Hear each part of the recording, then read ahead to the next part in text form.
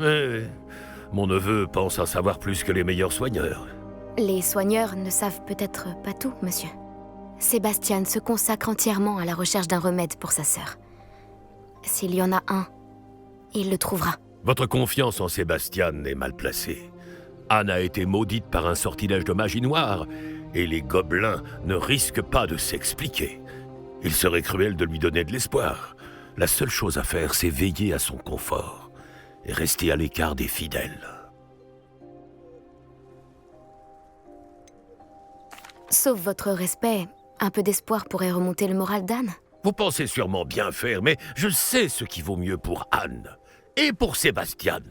Ils sont aussi têtus que mon frère l'était. Surtout Sébastien. Si vous voulez vraiment l'aider, vous devez vous assurer que Sébastien fait ce qu'il doit faire, pas ce qu'il veut faire.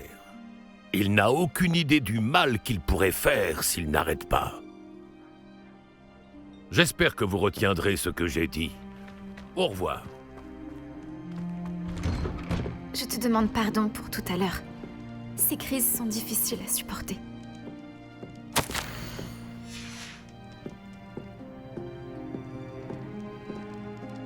Tout va bien, Anne? Je ne voulais pas t'importuner. Ce n'est pas le cas, vraiment. Oh, et je vais bien. La douleur du mauvais sort va et vient, souvent sans prévenir. Ce n'est la faute de personne. Ravie de faire ta connaissance. Tu dois être l'élève de 5e année dont m'a parlé Sébastien. C'est bien moi. Nous nous sommes rencontrés lors de mon premier jour à Poudlard, dans la salle commune de Serpentard. Ah, la salle commune. J'adorais faire croire aux élèves de première année qu'on pouvait voir des sirènes par la fenêtre. Ah, Poudlard me manque. Mais Feldcroft ne serait pas si terrible si l'ambiance n'y était pas si lugubre. Entre les gobelins qui occupent le château et les disputes qui éclatent entre mon oncle et Sébastien dès qu'il revient, ce n'est plus aussi tranquille qu'avant. Sébastien m'a dit que votre oncle était un ancien aurore, mais qu'il refusait de s'attaquer aux fidèles de Ranrock. Je dois dire que je ne m'attendais pas à ce qu'il soit aussi fâché. Mon oncle est contrarié, par ce qui m'est arrivé, et par Sébastien qui est certain de pouvoir conjurer le mauvais sort. Leurs intentions sont bonnes, je n'en doute pas. Mais mon oncle a raison. Ce mauvais sort ne peut pas être conjuré. Je le sens. Sébastien ne peut rien faire pour soulager ma douleur. Tu pourrais peut-être l'aider à se faire une raison. Je ferai de mon mieux. Je te promets de lui en parler. Merci. J'ai bien peur que ces recherches de remèdes ne soient futiles. Je suis fatiguée. Je devrais aller me reposer. Merci de m'avoir rendu visite. Je te souhaite bonne chance. Je dois aller voir comment s'en sort Sébastien.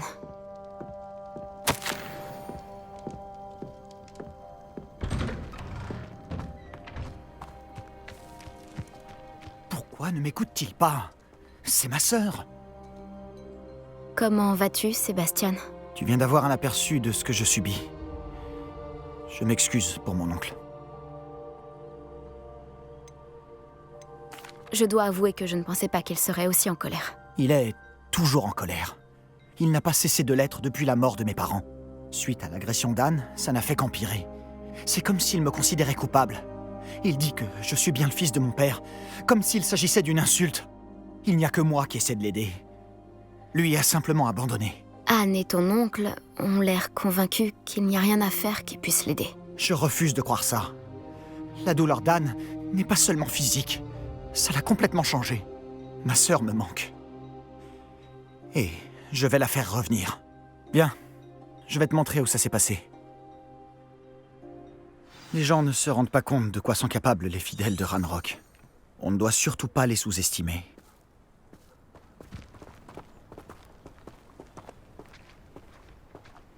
Tous ces débris que tu vois sont là à cause de ce qui se passe au domaine abandonné. Ils cherchent quelque chose.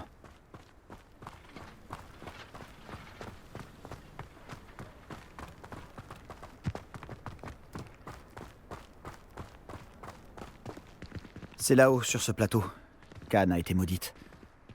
Par ici.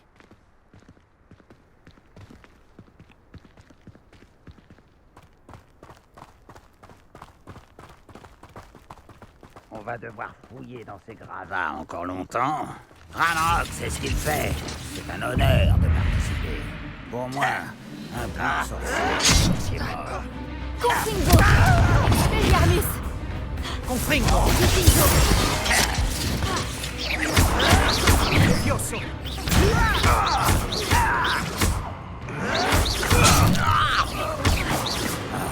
Je vais te faire payer ça.